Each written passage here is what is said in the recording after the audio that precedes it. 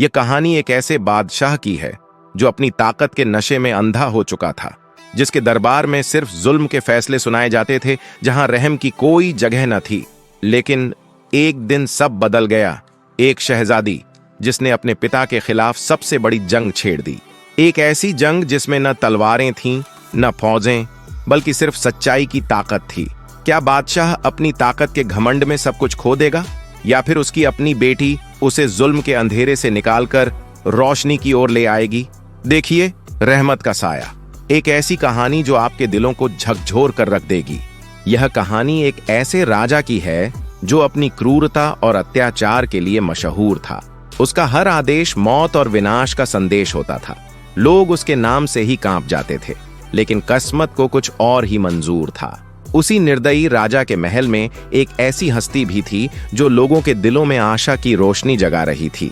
उसकी अपनी बेटी राजकुमारी नूर। राजा के दरबार में रोजाना कई निर्दोषों को सजाएं दी जाती थीं। जो भी जरा सा विरोध करता उसे या तो कारागार में डाल दिया जाता या फिर दूसरों के लिए एक उदाहरण बना दिया जाता। प्रजा डर के साए में जी रही थी, लेकिन राजा को इसकी कोई परवाह नहीं थी। उसकी नजर में केवल ताकत ही सब कुछ थी। राजकुमारी नूर बचपन से ही अपने पिता के फैसलों को देखती आ रही थी, लेकिन उसका दिल कोमलता और प्रेम से भरा हुआ था। वह हमेशा सोचती थी कि यह अत्याचार कब समाप्त होगा। क्या राजा को यह एहसास नहीं होता कि उसकी प्रजा किस हाल में जी रही है? एक दिन राजकुमारी नूर ने अपनी दासी जैनब से पूछा, क्या वास्तव में मेरे पिता उतने ही क्रूर हैं जितना लोग कहते हैं? जैनब ने सिर झुका लिया। वह कुछ कहना नहीं चाहती थी, लेकिन राजकुमारी ने जिद पकड़ ली। मुझे सच बताओ। जैनब ने गहरी सांस ली और कहा, राजकुमारी, आपको क्या पता कि लोग किस दुख और कष्ट से गुजर रहे हैं।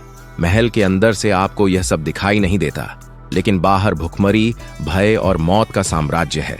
यह सुनकर राजकुमारी के दिल में हलचल मच गई। उसने तय किया कि वह स्वयं महल से बाहर जाकर हकीकत देखेगी।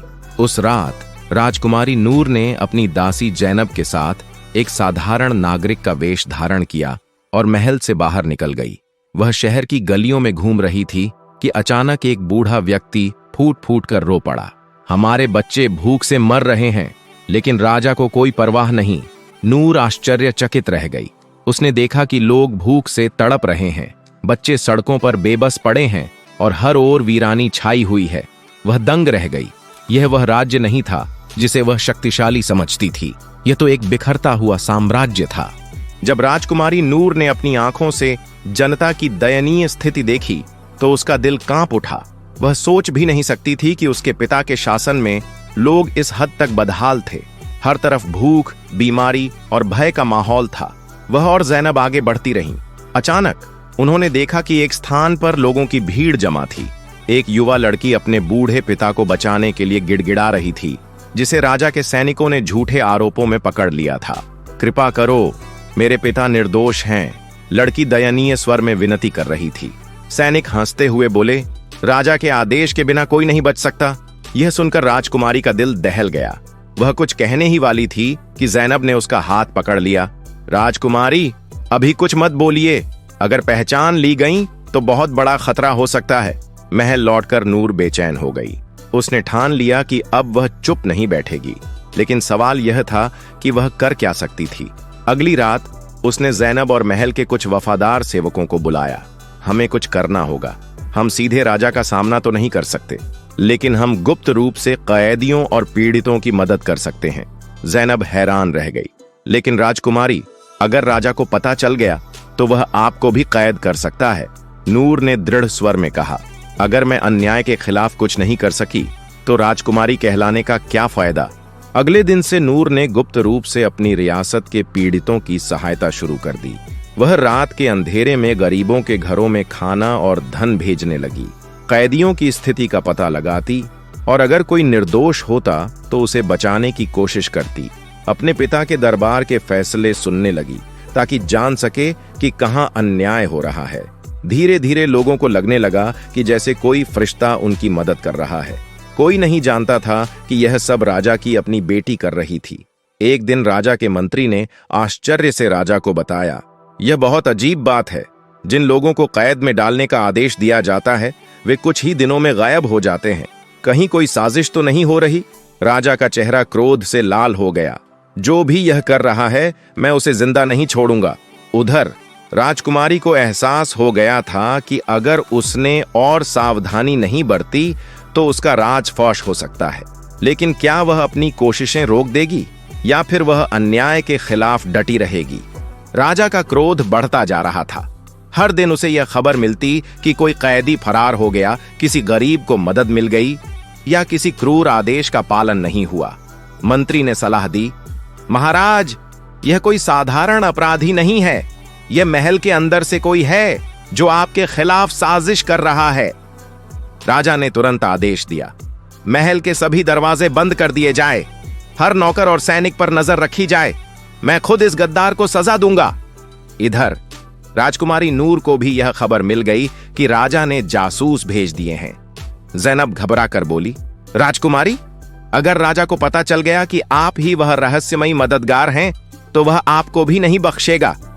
नूर ने गहरी सांस ली और कहा, अगर डरकर मैंने अपने कदम पीछे हटा लिए तो इन बेबस लोगों का क्या होगा? नहीं ज़ैनब, मैं पीछे नहीं हटूंगी। अगली रात राजकुमारी ने एक और कैदी को मुक्त कराया, लेकिन इस बार महल के द्वारों पर कड़ी निगरानी थी।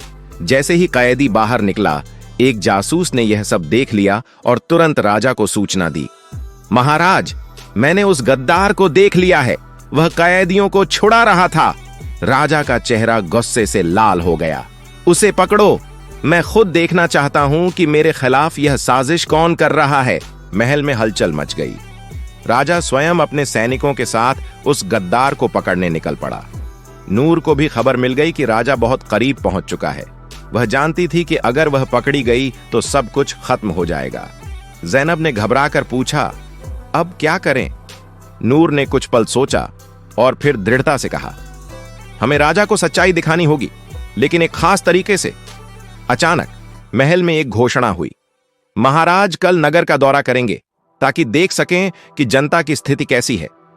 यह सुनकर राजा चौंक गया। यह आदेश किसने दिया? मंत्री ने उत्तर दिया, महाराज, आपकी प्रजा आपसे मिलना चाहती है।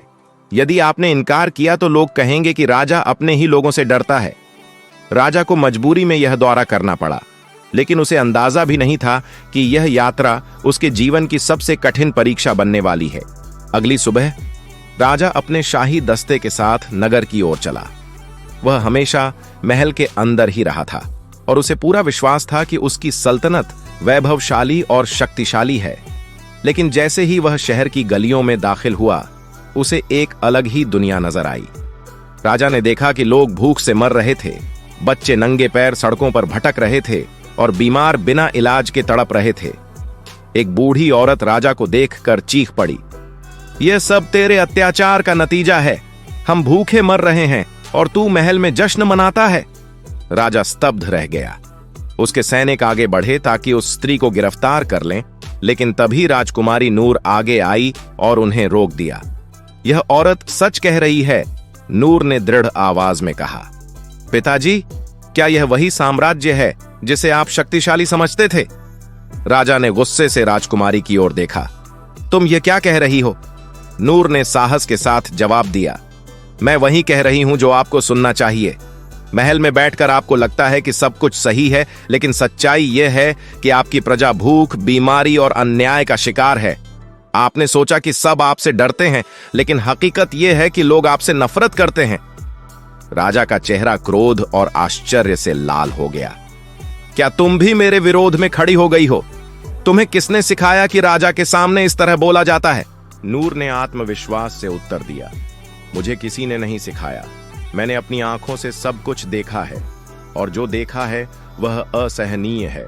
आपने अपनी सल्तनत को मजबूत नहीं बनाया, बल्कि इसे कमजोर कर दिया है। अगर आप इसी तरह अत्याचार करते रहे तो एक दिन लोग आपके खिलाफ बगावत कर देंगे। राजा ने चारों ओर देखा।